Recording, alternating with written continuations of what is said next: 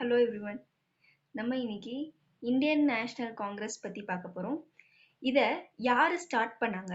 இதை ஸ்டார்ட் பண்றதுக்கான main reason என்னவா இருந்துச்சு? ஸோ பிரிட்டிஷ் நம்மளை ரொம்ப காலமா ரூல் பண்ணிட்டு இருந்த போதும் ஏன் இந்தியன்ஸ்க்கு திடீர்னு பிரிட்டிஷை எதிர்க்கணும் அப்படின்ற ஒரு தாட் வந்துச்சு. இது எல்லாத்துக்கான ஆன்சரையுமே நம்ம இந்த வீடியோல பார்க்கலாம். ஃபர்ஸ்ட் இதை யார கண்டுபிடிச்சாங்க, இதோட ஃபவுண்டேஷன் யாரா இருந்தாங்க, இதெல்லாம் பத்தி நம்ம பார்க்கலாம். ஸோ நான் உங்களுக்கு நோட்ஸ் டிஸ்பிளே பண்ணுறேன். நீங்கள் அதை நோட்ஸ் எடுத்து வச்சுக்கிட்டிங்கன்னா உங்களுக்கு எக்ஸாம் அப்போ ஈஸியாக இருக்கும். ஸோ இது கவர்னர் ஜெனரல் டஃப்ரின். ஓகேவா? கவர்னர் ஜெனரல் அப்போ லார்ட் டஃப்ரின் இருக்காரு. ஸோ அவர் பீரியடில் தான் இந்த இந்தியன் நேஷனல் காங்கிரஸ் 1885ல் ஆலன் ஆக்டவியன் ஹியூம் அப்படின்றவர் இதை ஸ்டார்ட் பண்ணுறாங்க. இவர் பார்த்தீங்கன்னா ஒரு British ICS officer, British civil servant. அதே மாதிரி இவர் ஏன் இதை ஸ்டார்ட் பண்ணுறாரு அப்படின்னா, இவரோட சர்வீஸ் பீரியட் முடிஞ்சதுக்கப்புறம் இவர் லண்டன்லேருந்து மறுபடியும் இந்தியாவுக்கு 1883ல் யூனிவர்சிட்டி ஆஃப் கல்கட்டாவில் இருக்க எஜுகேட்டட் இந்தியன்ஸை மட்டும் கூப்பிட்டு நம்ம ஒரு அசோசியேஷன், அதாவது ஒரு மூமெண்ட் ஆரம்பிக்கலாம். இது பிரிட்டிஷ் ராஜுக்கும் இந்தியன்ஸ்க்கும் ஒரு பிளாட்ஃபார்ம் ஆஃப் டிஸ்கஷனாக இருக்கட்டும், இவங்களோட கோரிக்கையை அவங்களுக்கு தெரிவிக்கிறதுக்கான ஒரு பிளாட்ஃபார்மாக இருக்கட்டும் அப்படின்றத இந்த ஏஓ ஹியூம் டிசைட் பண்ணுறாரு. ஸோ அந்த கான்ஃபரன்ஸ் அக்டோபர் 12 அன்னைக்கு நடக்குது 1883ல். அப்போது அவங்க சில கோரிக்கையை வைக்கிறாங்க, அதாவது இந்தியன்ஸ். அப்போது பிரிட்டிஷ் அதுக்கு ஒத்துக்கலை. அதனால இவங்க இந்தியன் நேஷனல் மூமெண்ட் அப்படின்றத ஆரம்பிக்கிறாங்க 1885ல். இதோட ஃபர்ஸ்ட் செஷன் பாம்பேல நடக்குது. இதுக்கு யார் பிரசிடெண்டா இருக்காங்க அப்படின்னு பார்த்தீங்கன்னா WC பானர்ஜி அப்படின்றவர் அதுக்கு பிரசிடெண்டா இருக்காங்க. ஆக்சுவலா இது ஃபர்ஸ்ட் புனேல நடக்கிறதா இருந்தது. ஆனா அங்க காலரா அவுட் பிரேக் இருந்தனால இது பாம்பேக்கு ஷிஃப்ட் ஆயிடுச்சு. இதுல irrespective of religion, caste and language, இது மூணுத்தையும் தவிர்த்து இந்தியன்ஸோட ப்ராப்ளம் என்ன அப்படின்றத மட்டும் டிஸ்கஸ் பண்றாங்க இந்த ஃபர்ஸ்ட் செஷன்ல. அதே மாதிரி செகண்ட் செஷன் கல்கட்டால நடக்குது. தேர்டு செஷன் மெட்ராஸ்ல நடக்குது. இந்த ஃபர்ஸ்ட் செஷன் பார்த்தீங்கன்னா கோகுல்தாஸ் சான்ஸ்கிரிட் காலேஜ் அப்படின்ற ஒரு காலேஜ்ல நடக்குது. எப்போ அதாவது இந்த முகல் எம்பையர் டிக்ளைன் ஆன போது, அவுரங்கசீப் டெத்துக்கு அப்புறமே பிரிட்டிஷ் நம்மளோட internal affairs and political issues, நம்ம கண்ட்ரியோட இன்டர்னல் அஃபேர்ஸ் அண்ட் பொலிட்டிக்கல் இஷ்யூஸ்ல தலையிட ஆரம்பிச்சிட்டாங்க. அது இந்தியன்ஸ்க்கு கொஞ்சம் கூட பிடிக்கல. அதே மாதிரி இந்த கிரேட் ரிவால்ட் அப்போ ரொம்ப partiality and racial discrimination prevail ஆகிட்டு இருந்ததுன்னு அதுவும் இந்தியன்ஸ்க்கு சுத்தமாக பிடிக்கல. ஸோ இந்த மாதிரி நிறைய ரீசன்ஸ் இருக்கு. அந்த ரீசன்ஸ்லாம் என்னன்னு நம்ம இப்போ பார்க்கலாம். ஸோ இது ஒண்ணுமே ரீசனா, இது ஒன்று மட்டும்தான் ரீசனா அப்படின்னு கேட்டால் கண்டிப்பாக கிடையாது. நிறைய ரீசன் இருக்கு. ஸோ அந்த ரீசன் எல்லாம் நம்ம ஒன் பை ஒன்னா பார்க்கலாம். ஸோ ரீசன், ஃபர்ஸ்ட் ரீசன் பார்த்தீங்கன்னா பொலிட்டிக்கல் யூனிட்டி. இந்தியன்ஸ் பொலிட்டிக்கலாகவும் அட்மினிஸ்ட்ரேட்டிவாகவும் ஒரு சிங்கிள் பவருக்கு கீழே தான் இருந்தாங்க பிரிட்டிஷ். ஸோ அவங்களுக்கு யூனிஃபார்ம் லா அண்ட் கவர்மெண்ட் அப்படின்னா என்னன்னு தெரிய வந்தது. செகண்ட் ரீசன் பார்த்தீங்கன்னா development of communication and transport. இந்த டிரான்ஸ்போர்ட் அண்ட் கம்யூனிகேஷன் டெவலப் ஆனதுலேருந்து இந்தியன்ஸ்க்கு எந்த மூலையில் இருந்தாலும் இந்த மாதிரி பிரிட்டிஷோட நடவடிக்கைகள்லாம் அவங்களுக்கு தெரிய வந்தது. அவங்க இந்த மூமெண்ட்ல ஜாயின் பண்ணுறதுக்கு அவங்களுக்கு ரொம்பவே உறுதுணையாக இருந்துச்சு. அதே மாதிரி English language and western education. முதல்ல பார்த்தீங்கன்னா நம்ம கண்ட்ரியில் அவ்வளோவா எஜுகேஷன், ஸோ நார்மலான எஜுகேஷன் தான் இருந்துச்சு. ஆனால் பிரிட்டிஷ் தான் நமக்கு இந்த வெஸ்டர்ன் எஜுகேஷனையும் இங்கிலீஷ் லாங்குவேஜையும் கற்றுக் கொடுத்தாங்க. எப்போ அந்த வெஸ்டர்ன் எஜுகேஷன் இந்தியன்ஸ் பெற ஆரம்பிச்சாங்களோ அவங்களுக்கு லிபர்ட்டினா என்ன, ஃப்ரீடம்னா என்ன, ஈக்குவாலிட்டினா என்ன இப்படின்ற எல்லாமே அவங்களுக்கு தெரிய வந்தனால இது நம்ம ஃப்ரீடமா இருக்கோமா அப்படின்றத அவங்க யோசிக்க ஆரம்பிச்சாங்க. ஸோ இதுவும் ஒரு பாயிண்டா இருந்தது அவங்க பிரிட்டிஷ்க்கு அகைன்ஸ்டா இருக்கிறதுக்கு. ரோல் ஆஃப் ப்ரெஸ், அதாவது மீடியாவோட சப்போர்ட் ரொம்பவே இதுக்கு மெயின் ரீசனா இருந்தது. Social and religious reforms of 19th century. So 19th செஞ்சுரியில் நமக்கு என்னெல்லாம் தெரியும்னா சோஷியல் அண்ட் ரிலீஜியஸ் ரிஃபார்ம்ஸ் வந்து நிறைய நடந்தது. அது என்னென்ன அப்படின்னு பார்த்தீங்கன்னா, விடோ ரீமேரேஜாக இருக்கட்டும், சைல்டு மேரேஜாக இருக்கட்டும், இது எல்லாத்துக்கும் வந்து ரொம்பவே போராடினாங்க. அதே மாதிரி உமன் எம்பவர்மெண்ட்டுக்கும் ரொம்பவே போராடினாங்க. ஸோ சத்தி, அபாலிஷன் ஆஃப் சத்தி அப்படின்றது ஒரு மெயின் விஷயமா இருந்தது. ஸோ இதுவும் ஒரு மெயின் ரீசன் எதுக்கு அப்படின்னா இந்த இந்தியன் நேஷனல் மூமெண்ட் ஆரம்பிக்கிறதுக்கு. அப்புறம் ஆன்டி பிரிட்டிஷ் ஃபீலிங். ஸோ இந்தியன்ஸ்க்கு பிரிட்டிஷ் நம்மளை எப்படிலாம் எக்ஸ்ப்ளாய்ட் பண்ணிட்டு இருக்காங்க அப்படின்றது தெரிய வந்ததுக்கப்புறம் பிரிட்டிஷ் வந்து நம்ம நாட்டை விட்டு போகணும், அதாவது ஆன்டி பிரிட்டிஷ் ஃபீலிங் அது வந்து அவங்களுக்குள்ள வர ஆரம்பிச்சுது. ரேஷியல் டிஸ்கிரிமினேஷன் அப்படின்றது பார்த்தீங்கன்னா 1857 அந்த 1858 அந்த ரிவால்ட் அப்போவே பார்த்தீங்கன்னா இந்த ரேஷியல் டிஸ்கிரிமினேஷன் வந்து பிரிட்டிஷ் வந்து நம்மளுக்கு காமிக்க ஆரம்பிச்சிட்டாங்க, ஒரு பார்ஷியாலிட்டி காமிக்க ஆரம்பிச்சிட்டாங்க. அதுக்கப்புறம் இல்பர்ட் பில் கான்ட்ரவர்சி. ஸோ இந்த இல்பர்ட் பில் கான்ட்ரவர்சிக்கு அப்புறம் அதை பற்றி நான் உங்களுக்கு அப்புறமேட்டு சொல்கிறேன். ஸோ இந்த மாதிரி பல ரீசன்ஸ் இருந்துச்சு. இதெல்லாமே வந்து இந்த இந்தியன் நேஷனல் மூமெண்ட் ஆரம்பிக்கிறதுக்கு ஒரு முக்கியமான காரணமாகவும் இருந்துச்சு. ஸோ இதை யாரெல்லாம் ஆரம்பிச்சாங்க? ஃபர்ஸ்ட் இதை வந்து நம்ம 3 ஃபேஸா பிரிக்க முடியும். ஸோ அதை நான் உங்களுக்கு காமிக்கிறேன். ஸோ இது வந்து மாடரேட் நேஷனலிசம். மாடரேட் நேஷனலிசம் அதாவது 3 ஃபேஸா பிரிக்கிறதுல மாடரேட், எக்ஸ்ட்ரீமிஸ்ட் அண்ட் காந்தியன் எரா அப்படின்னு 3ஆ பிரிக்கிறாங்க. இந்த மாடரேட் நேஷனலிசம் அப்படின்றது பார்த்தீங்கன்னா 1885லேருந்து 1905 வரைக்கும் இருக்கு. ஸோ இது வந்து காங்கிரஸ் வந்து அப்பவும் பிரிட்டிஷ்க்கு கொஞ்சம் லாயலாவே இருக்கிறாங்க அந்த பீரியட்ல. ஆனா எக்ஸ்ட்ரீமிஸ்ட் அப்போ நிறைய மூமெண்ட் நடக்குது. ஸ்வதேஷி மூமெண்டா இருக்கட்டும், ஹோம் ரூல் மூமெண்டா இருக்கட்டும், இது எல்லாமே நடக்குது. அப்போ வந்து கொஞ்சம் அகைன்ஸ்டா மாறுறாங்க. ஏன் அப்படின்னா 1905ல லார்ட் குர்சான் அப்படின்றவர் வந்து பார்ட்டிஷன் ஆஃப் பெங்கால் அப்படின்ற ஒண்ணு பண்றாரு. ஸோ பெங்கால் வந்து அவரு டிவைட் பண்றாரு. அவரு வந்து அதை என்னன்னு சொல்றாரு அப்படின்னா, பெங்கால் வந்து ஒரு பெரிய ரீஜியன், அது வந்து ஒருத்தவங்களால கண்டிப்பா ரூல் பண்ண முடியாது, அதனால அதை நான் வெஸ்ட் பெங்கால், ஈஸ்ட் பெங்காலா பிரிச்சு இதுக்கு ஒரு கவர்னர், அதுக்கு ஒரு கவர்னர் போட்டு நான் ரூல் பண்ண போறேன், அப்படின்றனால நான் பெங்காலை பிரிக்க போறேன் அப்படின்னு சொல்றாரு. ஆனா இந்தியன்ஸ் கண்ணுக்கு இது வந்து டிவைட் அண்ட் ரூல், அதாவது ஹிந்து முஸ்லிம்ஸ்க்கு நடுவுல இவங்க ஏதோ பண்ணி விடுற மாதிரி, ஒரு சண்டை ஏற்படுத்துற மாதிரி தோணுது. அதனால இந்த மாடரேட்ஸ்ல இருந்த சில பேர் பிரிட்டிஷ்க்கு அகெயின்ஸ்டா மாறுறாங்க. அவங்க ஆக்டிவிட்டி சுத்தமா பிடிக்காம பிரிட்டிஷ்க்கு அகெயின்ஸ்டா மாறுறாங்க. அப்போ அது வந்து கொஞ்சம் வேற மாதிரி போகுது அகெயின்ஸ்டா பண்ணும் போது, அதுதான் நம்ம எக்ஸ்ட்ரீமிஸ்ட் ஃபேஸ் அப்படின்றோம். அதுக்கப்புறம் காந்தி வந்து அவரோட நான் வயலன்ஸ், பீஸ் இதெல்லாம் வச்சு அவரு வந்து ஒரு ஃபேஸ் வந்து கொண்டு போறாரு. அதுக்கு வந்து நம்ம காந்தியன் எரா அப்படின்னு சொல்றோம். ஆக்சுவலா பாத்தீங்கன்னா நம்மளுக்கு இண்டிபெண்டன்ஸ் கிடைக்கிற வரைக்குமே, அதாவது 1947 வரைக்குமே இந்த இந்தியன் நேஷனல் மூமெண்ட் வந்து இருந்துட்டு தான் இருக்கு. அதே மாதிரி இந்தியன் நேஷனல் காங்கிரஸ், இப்போ இருக்க இந்த காங்கிரஸ் பார்ட்டியை தான் நம்ம வந்து அப்போ இந்தியன் நேஷனல் காங்கிரஸ், அது வந்து முன்னாடி ஒரு மூமெண்டா தான் இருந்தது அப்படின்றத நம்ம தெரிஞ்சுக்கணும். ஸோ இதுக்கப்புறம் இதுல யாரெல்லாம் வந்து பார்ட்டிசிபேட் பண்ணாங்க அப்படின்றத பத்தி நம்ம பார்க்கலாம். ஸோ ஏவோ ஹியூம் அவரு வந்து ஃபவுண்டேஷன் லைட் பண்ணனால கண்டிப்பா அவர் இருந்தாரு.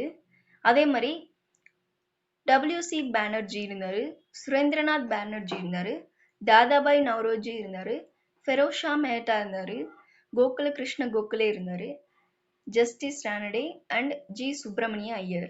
இந்த சுரேந்திரநாத் பானர்ஜி அப்படின்றவரை நம்ம இந்தியன் புரூக் அப்படின்னு சொல்றோம். ஏன் அப்படின்னா இவர் வந்து பார்ட்டிஷன் ஆஃப் பெங்காலை ரொம்பவே எதிர்த்தாருன்னு சொல்லலாம். ஏன்னா அவருக்கு இது சுத்தமா பிடிக்கல. அதுக்கப்புறம் ஜி சுப்பிரமணிய ஐயர் அவர் வந்து மெட்ராஸ் மகாஜன சபா மூலியமா நிறைய ப்ரீச் பண்ணாரு. இந்த பிரிட்டிஷ் பத்தி இருக்கட்டும், அவங்க நம்மளை எப்படி எக்ஸ்ப்ளாய்ட் பண்றாங்க அதை பத்தி எல்லாமே வந்து அவர் ரொம்பவே ப்ரீச் பண்ணாரு.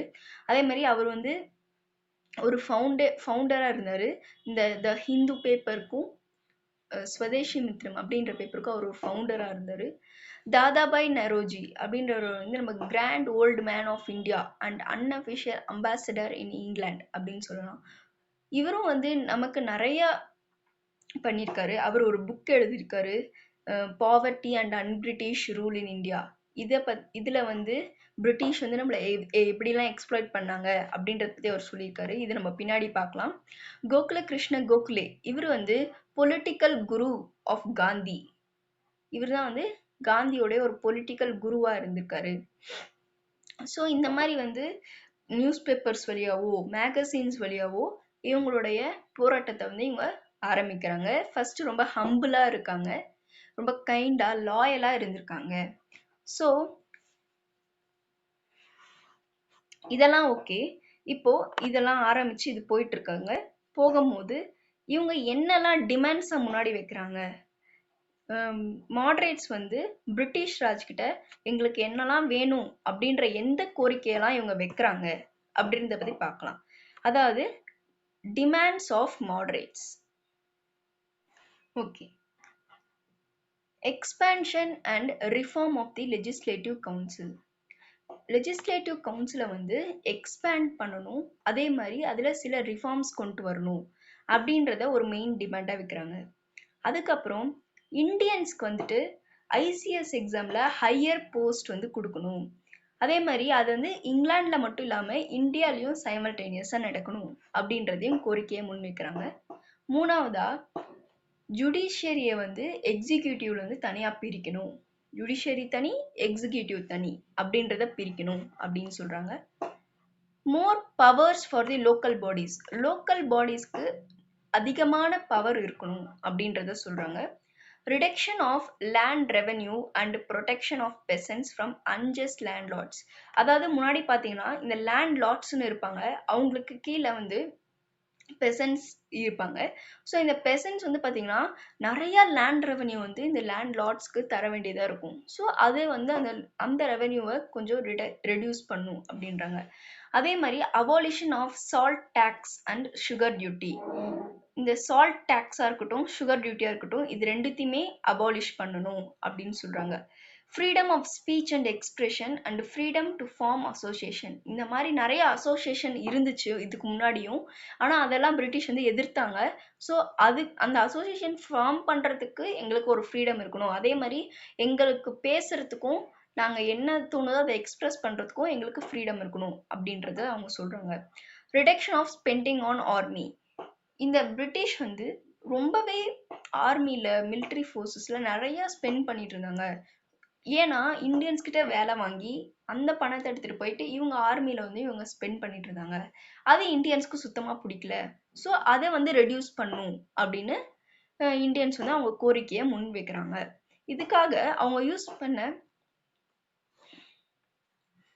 ஸோ இந்த டிமாண்ட்ஸ் எல்லாம் பூர்த்தி பண்றதுக்கு அவங்க நிறைய மெத்தட்ஸ் கையாளாங்க. அது என்னென்ன, அந்த மெத்தட்ஸ் எந்த மெத்தட் வழியா அவங்க வந்து இதெல்லாம் பண்ணாங்க அப்படின்றத நம்ம பார்க்கலாம். ஸோ மாடரேட்ஸ்க்கு வந்து டோட்டல் ஃபெய்த் இருந்தது பிரிட்டிஷ் மேலே.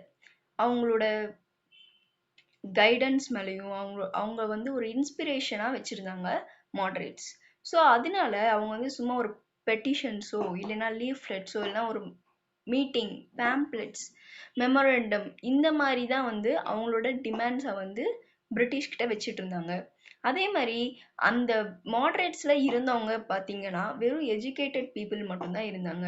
அவங்களோட மெயின் எய்ம் வந்து என்னவா இருந்துச்சு அப்படின்னா பொலிட்டிக்கல் ரைட்ஸ், அதாவது இந்தியன்ஸ்க்கு வந்து பொலிட்டிக்கல் ரைட்ஸ் தரணும், அதே மாதிரி அவங்களுக்கு வந்து செல்ஃப் கவர்மெண்ட்டும் ஸ்டேஜ் பை ஸ்டேஜ் கொடுக்கணும் அப்படின்றத இவங்க வந்து இந்த மெத்தட்ஸ்லாம் அவங்க வந்து யூஸ் பண்ணி இந்த மாதிரி எய்ம்ஸ் எல்லாம் அவங்க வந்து முன் வைக்கிறாங்க. ஸோ இவ்வளோ டிமாண்ட்ல ஒரே ஒரு டிமாண்டை மட்டும்தான் பிரிட்டிஷ் வந்து ஃபுல்ஃபில் பண்றாங்க. அது என்ன அப்படின்னு பார்த்தீங்கன்னா expansion of the legislative council by the Indian councils act of 1892. அதாவது இந்தியன் கவுன்சில் ஆக்ட் 1892ல தான் வந்து லெஜிஸ்லேட்டிவ் கவுன்சில்ல வந்து எக்ஸ்பேண்ட் பண்றாங்க. ஸோ அந்த கவுன்சில் ஆக்ட் வந்து என்னன்றதை நம்ம பார்க்கலாம். ஸோ இதுதான் அந்த இந்தியன் கவுன்சில் ஆக்ட் ஆஃப் 1892. இதில் வந்து இதை வந்து நம்ம first achievement of the Indian national Congress அப்படின்னு சொல்லலாம். ஸோ இதில் வந்து எப்படி வந்து லெஜிஸ்லேட்டிவ் கவுன்சில் வந்து எக்ஸ்பேண்ட் பண்ணியிருக்காங்க அப்படின்னா அடிஷ்னல் மெம்பர்ஸ், அதாவது 10ல இருந்து 6ல இருந்து 12 பேர் தான் இருந்தாங்க. ஆனா அத வந்து 10ல இருந்து 12 பேர் 16 பேரா மாத்துனாங்க. அதே மாதிரி it had also increased the proportion of non-officials. non-officials வந்து 6ல இருந்து 10ஆ மாத்துனாங்க. அதே மாதிரி the members were allowed to discuss. அந்த காங்கிரஸ் மெம்பர்ஸ் வந்து அவங்களோட பட்ஜெட்டை பத்தி டிஸ்கஸ் பண்ணவும், அதே மாதிரி கவர்மெண்டோட பாலிசி, அதாவது ஃபினான்ஷியல் பாலிசியை வந்து கிரிட்டிசைஸ் பண்ணவும், இது வந்து இப்படி இருக்கு, இது வந்து சரியில்லை, இதை கொஞ்சம் மாத்துங்க அப்படின்ற ஒரு கிரிட்டிசிசமை முன்னாடி வைக்கிறதுக்கும் அவங்களுக்கு வந்து ஒரு ஃப்ரீடம் கிடைச்சது. அதுக்கப்புறம் இந்த பட்ஜெட்டை வந்து could not be voted upon. Budget வந்து அதை வந்து ஓட்டட் அப்பான் பண்ண முடியாது. அதே மாதிரி அமெண்ட்மெண்ட்ஸும் அதுக்கு பண்ண முடியாது. அப்படின்றது எல்லாமே வந்து இந்த இந்தியன் கவுன்சில் ஆக்ட் ஆஃப் 1892ல வந்து நமக்கு இந்த மாதிரி சில விஷயம் தான் கிடைச்சது. இதுக்கப்புறம் பாத்தீங்கன்னா இப்போ வந்து மாடரேட்ஸோட டிமாண்ட் என்னன்னு நம்ம பார்த்துட்டோம். அதே மாதிரி அவங்களோட மெத்தட், எந்த மெத்தடை யூஸ் பண்ணி அவங்க டிமாண்டை வந்து முன்வைக்கிறாங்க. அதாவது இந்த ஐஎன்சி ஆரம்பிச்ச போது பிரிட்டிஷ் வந்து அவங்களுக்கு சப்போர்ட்டா தான் இருந்தாங்க. இந்த லார்ட் டஃப்ரின் அப்படின்றவர் பார்த்தீங்கன்னா 1886ல இந்த இந்தியன் நேஷனல் காங்கிரஸ் மெம்பர்ஸ்க்கெல்லாம் வந்து கார்டன் டீ பார்ட்டி அப்படின்ற ஒரு பார்ட்டியை கூட வந்து அவரு தந்திருக்காரு. இதுக்கப்புறம் தான் வந்து அவங்களுடைய டிமாண்ட்ஸ் வந்து கொஞ்சம் வேற மாதிரி, அதாவது பிரிட்டிஷ்க்கு அகெயின்ஸ்டா இருக்கனால பிரிட்டிஷ் வந்து இந்த காங்கிரஸ்க்கு ஆப்போசிட்டா மாறிட்டாங்க. ஸோ இந்த இவ்வளோ பிரச்சனையில மாடரேட்ஸ் வந்து என்ன அச்சீவ் பண்ணியிருக்காங்க அப்படின்றது ரொம்பவே important. So achievements of moderates அப்படின்னு என்ன, அவங்க என்ன அச்சீவ் பண்ணியிருக்காங்க அப்படின்றத நம்ம பார்க்கலாம். ஸோ இதுதான் வந்து பார்த்தீங்கன்னா அச்சீவ்மெண்ட்ஸ் ஆஃப் மாடரேட்ஸ். இவங்க பெருசா எதுவும் பண்ணலைனாலுமே ஒரு நேஷனல் அவேக்கனிங், பீப்புள் முன்னாடி வந்து ஒரு நேஷனல் அவேக்கனிங் என்ன நடந்துட்டு இருக்கு, இவ்வளோ நாளா தூங்கிட்டு இருந்த இந்தியன்ஸை தட்டி எழுப்பி விட்டாங்க. அதுவே ஒரு இம்பார்ட்டண்ட்டான அச்சீவ்மெண்ட்னு சொல்லலாம். ஸோ ட்ரெயின் தியரி இதை தான் நான் உங்களுக்கு அப்போ சொன்னேன். தாதாபாய் நரோஜி அப்படின்றவர் என்ன பண்ணாரு அப்படின்னா, poverty and unBritish rule in India அப்படின்ற அவரோட புக்ல ட்ரெயின் தியரி அப்படின்னு ஒன்று எழுதுறாரு. அதுல அவர் என்ன சொல்லியிருக்காரு அப்படின்னா, பிரிட்டிஷ் வந்து நம்மளை ரொம்பவே எக்ஸ்ப்ளாய்ட் பண்ணிட்டு இருக்காங்க அப்படின்றத அவரு சொல்லியிருக்காரு. அடுத்தது பார்த்தீங்கன்னா பிரிட்டிஷ் வந்து இதுக்காக வெல்பி கமிஷன் அப்படின்னு ஒன்று அப்பாயிண்ட் பண்றாங்க. அதுக்கு வந்து இந்த மேட்டர்ஸ் எல்லாம் டிஸ்கஸ் பண்றதுக்கு. ஸோ இது வந்து ஒரு அச்சீவ்மெண்ட்னு சொல்லலாம். அதுக்கு தாதாபாய் நரோஜியே வந்து அவங்க வந்து ஹெட்டா அப்பாயிண்ட் பண்றாங்க. அதே மாதிரி கோகுல கிருஷ்ண கோகலே அண்ட் எம்ஜி ரானடே, இவங்க வந்து ஜஸ்டிஸ் ரானடே, இவங்க வந்து சைல்டு மேரேஜுக்கும் விடோவுட்டுக்கும் அகெயின்ஸ்டா வந்து ப்ரொடெஸ்ட் பண்றாங்க. அதுக்கப்புறம் நமக்கு ஆல்ரெடி நம்ம படிச்ச மாதிரி லெஜிஸ்லேட்டிவ் கவுன்சிலோட எக்ஸ்பென்ஷன் நடந்திருக்கு. இந்த மாதிரி பிரிட்டிஷ் வந்து இவ்வளோ அச்சீவ்மெண்ட்ஸ் பண்ணியிருக்காங்க. சாரி, மாடரேட்ஸ் வந்து இவ்வளோ அச்சீவ்மெண்ட்ஸ் பண்ணியிருக்காங்க. ஓகே, இவ்வளோ அச்சீவ்மெண்ட்ஸ் பண்ணியிருந்தாலுமே இதுக்கப்புறம் என்ன நடந்தது, ஏன் வந்து நான் உங்களுக்கு ஆல்ரெடி சொன்ன மாதிரி இந்த பார்ட்டிஷன் ஆஃப் பெங்காலுக்கு அப்புறம் இந்த மாடரேட்ஸ்ல இருந்தவங்க சிலர் வந்து எக்ஸ்ட்ரீமிஸ்டா மாறி நிறைய இதுக்கப்புறம் நிறைய மூமெண்ட் நிறைய கொண்டு வந்தாங்க. ஸோ இதை பத்தி, அதாவது எக்ஸ்ட்ரீமிஸ்ட பத்தி நம்ம நெக்ஸ்ட் செஷன்ல பார்க்கலாம். ஸோ மாடரேட்ஸ் பத்தி நான் உங்களுக்கு சொன்னது, அவங்களோட டிமாண்டா இருக்கட்டும், அவங்க மெத்தடா இருக்கட்டும், இது எல்லாத்தையுமே நீங்க நோட்ஸ் எடுத்து வச்சுக்கோங்க, உங்களுக்கு ரொம்பவே யூஸ்ஃபுல்லா இருக்கும். நெக்ஸ்ட் செஷன்ல நம்ம வந்து எக்ஸ்ட்ரீமிஸ்ட், அவங்களோட மூமெண்ட்லாம் என்ன, அவங்களோட மெத்தட் என்ன, அவங்களோட ஸ்ட்ராட்டஜிஸ் என்ன, ஏன் வந்து அவங்க மாடரேட்ஸ்ல இருந்து எக்ஸ்ட்ரீமிஸ்டுக்கு மாறினாங்க, இது எல்லாத்தையுமே நம்ம நெக்ஸ்ட் வீடியோல பார்க்கலாம். தேங்க்யூ.